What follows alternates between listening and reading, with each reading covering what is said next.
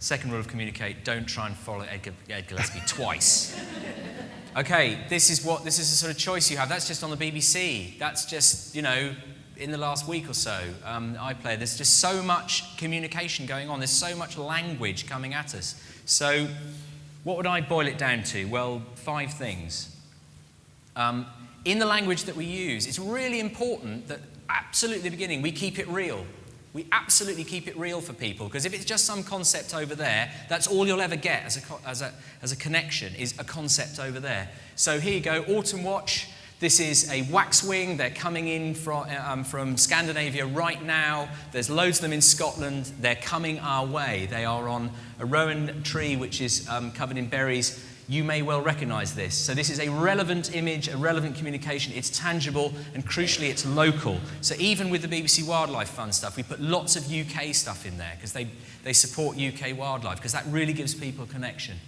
Engaged. There is a seal from the Orkneys. We have webcams running right now, bbc.co.uk/Autumn Watch. You can watch individual animals. So we're using emotion, we're using story, we're using character. Back to Paul's point, that rarely do biologists use names in terms of actual animals. We do, and it works because soap operas work and because reality TV works. You may think it's, from a biological perspective, it's a bit crude. What do you want to do? Do you want to be pure, or do you want to save the world? Let's be real here. It works. Inspire people. No doom and gloom. Inspire them. Last week, on Autumn Watch, we showed you autumn colour. We knew it was going to rain and be really windy all week, but we said, get out there! Come on! Mud isn't dangerous to your kids. Get out there. We inspired them to get out there. We gave them hope. This week, we're going to be talking tonight. We're going to be talking about the sea eagle reintroduction that the RSPB and the Forestry Commission have done, and just say, look what has happened. There are now 50 of these things out there. It's really good news. It can work. And we fill it with passion and optimism. Because actually, if there isn't any hope, and we agree on all of that, should we just stop now and go and see our families more? So for God's sake, if we're in this game, let's play to win. Okay? So let's inspire people. Let's get people involved. This is a really, really important part of Spring Watch, Autumn Watch, and indeed what we did with the BBC Wildlife Fund. We got them to do things. We get them to actually get out there, to participate, and we reward them for it. This is where Autumn Watch Unsprung has come from, which is this weird half-an-hour bit of telly we put on the end of Autumn Watch, because it's all about what the audience have done that week. We make telly out of it. They're really up for it, but they just need to know what to do. And ultimately, this is the sort of where we've got to 7 years in. We've formed a community. We've got a community of people out there who feel like they belong to something.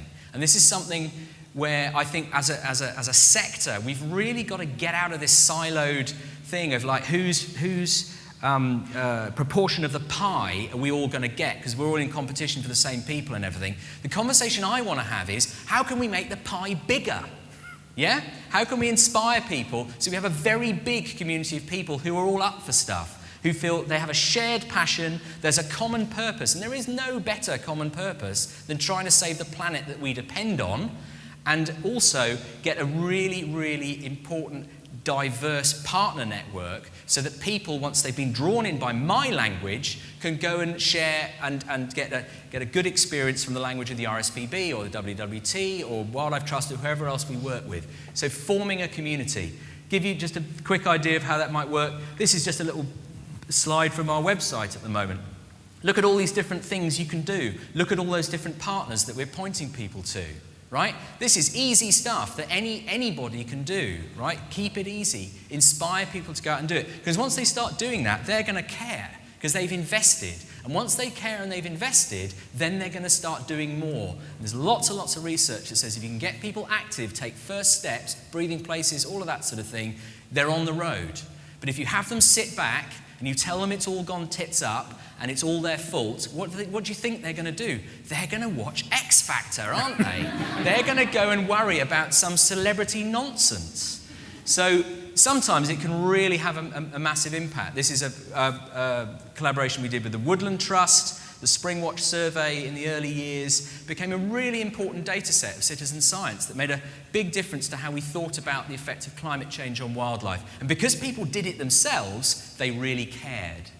And then when it comes to BBC Wildlife Fund, because we engaged people with that similar kind of language, on one night we raised £1.2 million. And for the number of people watching, to the amount of money raised, we actually did better than Children in Need. So it's out there. The desire is out there. We've just got to help them do it. And one of the greatest ways we can do that is to help them through the language that we use. So there is Autumn Watch website right now. If you logged onto it right now, as you can see, all of those elements, the character, the inspiration, the here and now, the get involved, your stuff, your movies. Our Flickr site in the last month while we've been on has had 18,000 photos put on it, and about 15,000 of them are so good I could never have possibly taken them. They're amazing, absolutely amazing. So people are up for stuff, we just got to allow them to do it. So the future for me, big brands, big ideas, things that cut through, serving loyal audience communities who are up for stuff. And over to Ed on the final furlong. And this is the reason why we wanted to combine our presentations, because I think what I'm just offering now is a sort of concluding summary which reinforces a lot of Tim's points. I understand this report has been touched on a couple of times, and this came out of our learning and our research around developing the messaging and the narrative for the International Year of Biodiversity. So it's called Branding Biodiversity, and it's inspired by this notion, and we've touched on it again earlier today in terms of the last child in the woods type of phenomenon, nature deficit disorder. And we use Shakespeare quotes a lot in Futerra because my business partner is a Shakespeare scholar, solitaire. So one touch of nature makes the whole world kin, and it's tapping back into these really formative experiences. And what we're saying in terms of biodiversity is don't let the word occlude the meaning behind it. And this is the power of turning biodiversity itself into a brand. Most people out there, everyone's heard of Nike, but no one knows, or a lot of people don't know that Nike was a Greek goddess. You know, they don't understand the background to that. What they understand about Nike is this fantastic fitness and element and extrovert brand, which is about empowering people to just do it.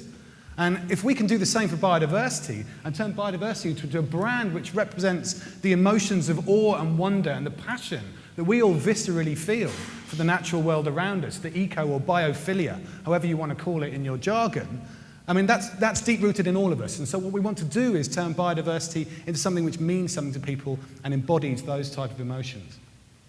And really it's about rebalancing the messages for different audiences. We don't want to kill off the lost message completely because it's important in some areas, but we mustn't overload the lost message. We're too good at talking about biodiversity constantly in the context of extinction and threat. And that does tend to switch people off and shut them down.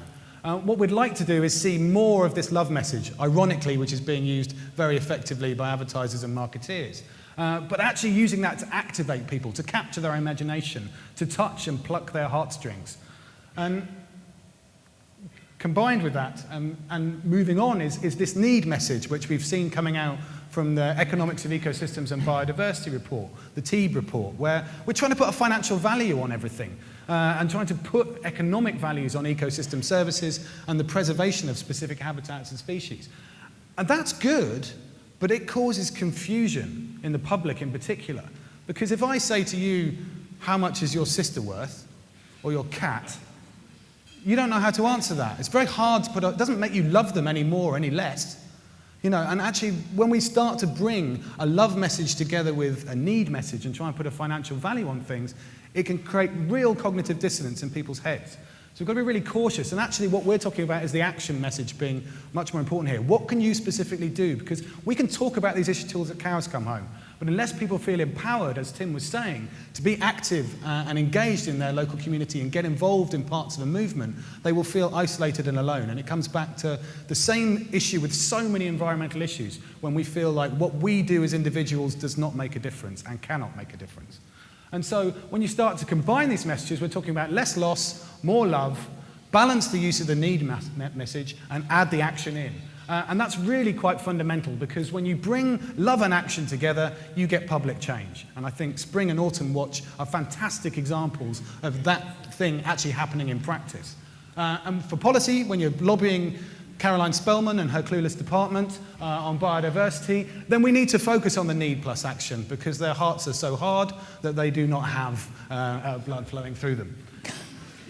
Sorry, I'm getting a little political here. And so finally, And again, just to reiterate Tim's points, because I think there's so much synergy here, but it's about personalising it, making it relevant to people. It's about humanising it, telling the stories, anthropomorphising if necessary by giving the beasties a name.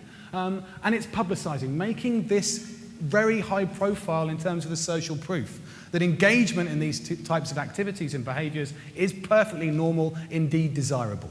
And it's these simple principles and these simple formulae which I think have the potential to transform the way we engage people on what can feel like a nebulous and an esoteric subject. So my conclusion is, keep calm and carry on? Fuck no! Get excited and change things. That's what we should be doing and focusing back. And I'll leave you with Tim's final words. There it is. There's the language. There's the language. Go use it. It works for me. It works for Ed. We'll open to the floor. Thank you.